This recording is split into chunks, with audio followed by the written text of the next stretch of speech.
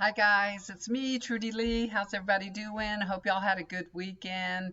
I had a really busy weekend. I had a lot of work to do. I usually try not to do readings on the weekend, but I had so many requests that I worked during the weekend. And, we're getting ready to put our house for sale, which is a huge undertaking, especially when you have a husband that doesn't listen to a damn thing you say. This man is driving me nuts. He's driving me nuts. So I'm telling him, you need to get this, you need to do this, you need to do that. And he's like, well, I'll ask the real estate agent. And I'm like, don't you want to be embarrassed and for her to come here and tell you, clean that shit up? I'm telling him, I'm telling you, clean that shit up, clean it up. Oh my gosh, y'all, the patio. This man brings every tool on his patio and just messes up the patio. We'll have it all nice and clean. In a few weeks, he's got all kinds of stuff out there. And I told him, you need to clean up that patio. What do you want me to do with all that stuff? And I said, I don't give a damn what you do with it. Put it in a damn box and put it in the garage. Get it off the patio so the patio looks nice. I have to go out there and start doing it with him to make him do it. I'm exhausted. I work all the time, and then I have to constantly tell him what to do, which he hates, and it's making us fight, aggravate. He's aggravated at me, and I'm aggravated at him. Bickering, bickering. And then he has his office, which he doesn't need an office anymore because he's retired. He's not working. But he has his office and he has all kinds of files and shit from when he was working. And I told him, you need to get rid of all this. I mean, they're everywhere. They're all around his desk. I said, you need to clean this all up. This office needs to be cleaned up and tidy. What do you want me to do with that? I don't care. Throw them away. Get rid of them. What are you keeping them for? And then I go out right now. I walk out there, see what he's doing. He's sitting on the couch. What are you doing? I'm, I'm getting ready to go outside and clean up the deck. Okay. So I leave him alone. Now, yesterday, he was supposed to mow the grass. And we have a really big place to mow. So we have almost 4 acres. And part of it we don't take care of. It's like it's sloped down. So it's overgrown with trees and everything, and we just let it be like a forest. We do nothing to it because we can barely get to it the way that the land is sloped down. We're up higher on a hill and that's down. So we don't mow that part. But all around the house, it's probably maybe an acre around the house that has to be mowed. And he has a tractor. He has 2 tractors. So his tractor broke down and we got another one. Now that one's broke down. I'm like, he tried to fix it. He can't fix it. He said he was going to take it somewhere. He hasn't. And the grass is getting really high because we had all this rain. I said, you need to go and mow the grass. So I said, go get our son-in-law's, go get his lawnmower. So they brought the lawnmower. This lawnmower is not self-propelled, and you have to hold the handle to keep it going. I don't know what kind of lawnmower this is. I've never seen one like that. You have to hold the handle the whole time. I don't know. Maybe they're like that and I just didn't realize it. If you let the handle go, it stops. So it's not like you can put it in gear and it's going. I wish it would have been self-propelled. And he has a heart problem and all that. And I'm like, well, I'll go out there and mow the grass with you. Now, I have a problem. I'm not able to cool myself, so I can have a heat stroke like that. I don't know. Ever since I got a little older, hormones don't work right, and I get overheated real quick. So I said, I'll mow the grass, you do the weed eating. Because weed eating for me is really hard to hold the weed eater and do that. It's too long and it makes me bend in a weird position anyway. I said, I'll mow the grass. So I started mowing the grass, mowing the grass, mowing the grass. I got about 1/4 of the grass mowed. I was like, my face was beet red. My husband saw me and he said, you need to go in the house. So I go in the house to cool off, get a drink some Gatorade. I have blisters all over my my hands. So there's a little one there. I'm left-handed, so this is a big blister. The skin is all peeling off. I have to keep it covered up. Anyway, we did get the grass mowed between me and him yesterday. So it was a lot. It's hotter than hell here. So, and it's so humid. We didn't have a whole lot of sunshine yesterday, thank goodness, but it is so humid and so hot. So it was not fun, not fun at all. We need to get things going here. Anyway, that's what we're doing. I hope y'all had a good weekend. Ours was a work weekend, and I'm working today too. So today I'm going to be doing readings and other things that I have to do. So I'm like the breadwinner here for now. And we're trying to sell this house so that we can live our life, without all these responsibilities. Anyway, so Donald Trump, that's all we have to talk about because he's doing so many horrific things to our country, but the Republicans are all allowing him to do all these things. And it's so weird that they're allowing him to take power from them. It's very strange. Donald Trump, he is ill. He does have a problem, and I'm going to go into that. And I've done a deep dive on what's going on with his health. But first, I want to tell you, Donald Trump, his heart, and I mean, y'all can see this clearly. He doesn't feel compassion, kindness, regret, for things that he's done. So that causes congestion. Just think about that. And it's not like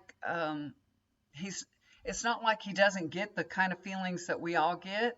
He gets those feelings, but he ignores them. He just pushes them down. He doesn't acknowledge that. You know what I mean?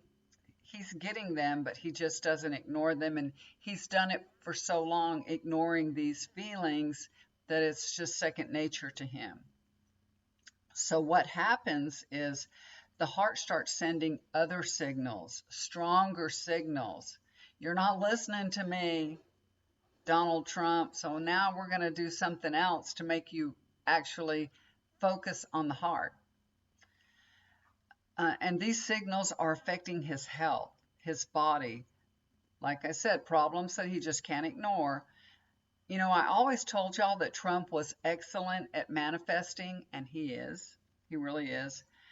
He has this ability to believe in his own lies so well that he can manifest the outcome that he desires. And it's worked for him for such a long time, but it is taking a toll on his health. So just think about that. If you're manifesting negativity, pain, and hurt, it's like karma. It does come back to you, and it hurts you. And that's what's happening with him. And that's a component that he did not factor in because he's not capable of understanding that everything's connected. He doesn't get it. He knows how to manifest, but he doesn't get that everything's connected. He recently released a statement about his health that usually he doesn't allow anybody, any of the doctors or anything, to talk about his health or say anything other than I'm strong. I'm the strongest, most fit president ever. You know what I mean? But suddenly we're hearing he has this chronic venous insufficiency. And why? Why is he letting us know about that? Well, there's a couple of reasons. Number one, reporters are reporting on his hand, his feet, and ankles. They're seeing something up with him. And also, he wants a little sympathy. My supporters have a little sympathy for me. So there's two components there.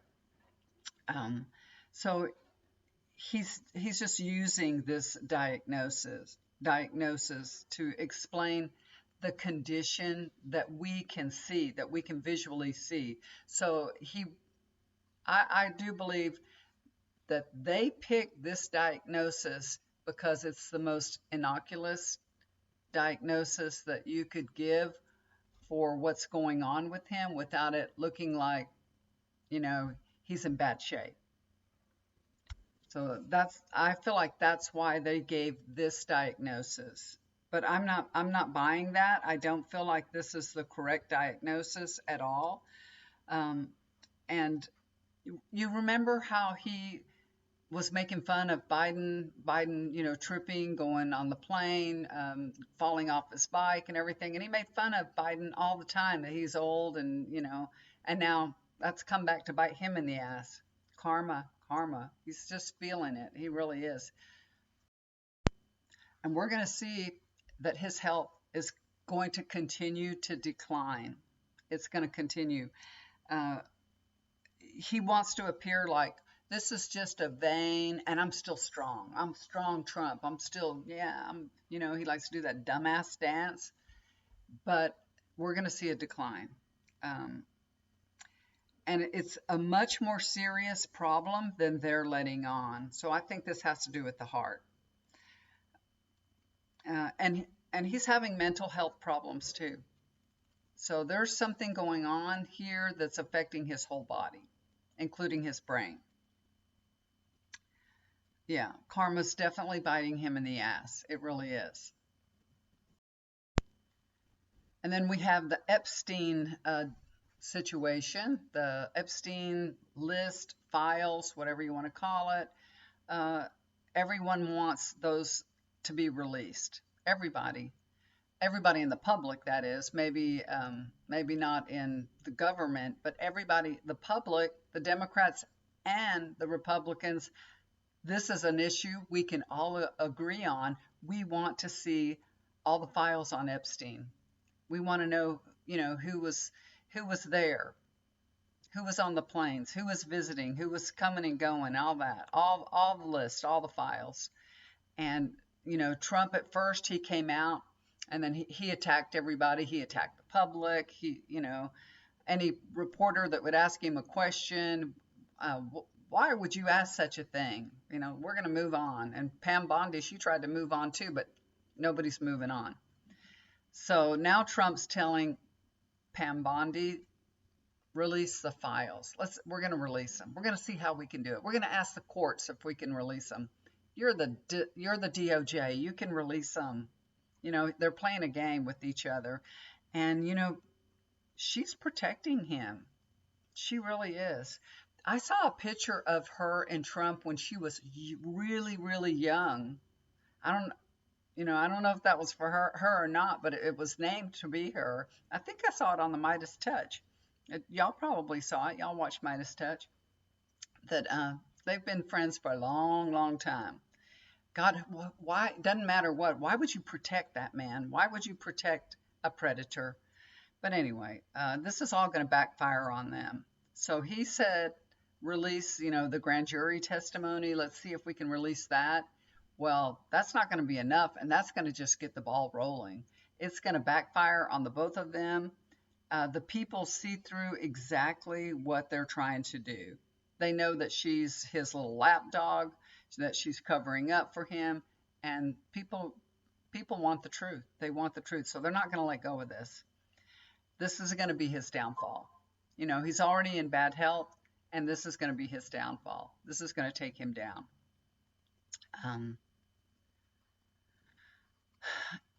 When I was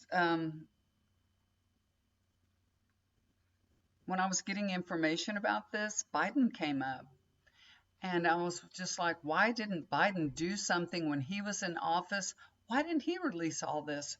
Why didn't he do something, Trump was in office the first time when Epstein died. Well, he was in their custody. Why wasn't everything released then? Why isn't it? So I'm getting Biden didn't want this released because it was going to hurt a lot of people in high places, and there's so many repercussions of this.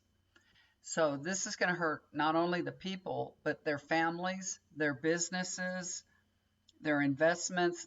It's so huge. It's huge, huge. And something that it's over, and he didn't want to mess with it. He didn't want to open up this can of worms. It's over and done with.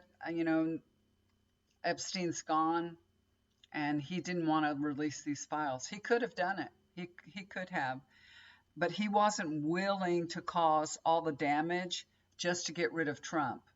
Now, me and you, we would say, well, hell yeah, if somebody's guilty of, doing something with underage women and they're doing these things, we ought to know about it. They should pay the price for it.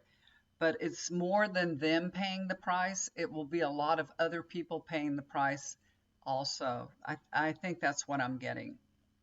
Um, but on the other hand, uh, when if he would have exposed them, he would have exposed Trump also, and we wouldn't be where we're at right now. So maybe Biden's regretting a little bit not exposing Trump.